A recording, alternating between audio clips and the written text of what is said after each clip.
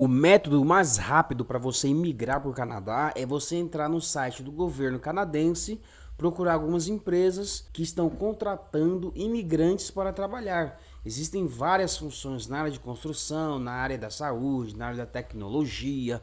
Só basta você procurar aquilo que se enquadra a você. É fácil e simples. Você que tem dificuldade, eu já deixei o link na bio. Você entra lá, vê as empresas que estão precisando e já era, só faz o seu cadastro bonitinho, igual você vai se cadastrar no Brasil para uma vaga de emprego. É a mesma coisa, tá? Você vai procurar o que se enquadra a você, enviar alguns documentos.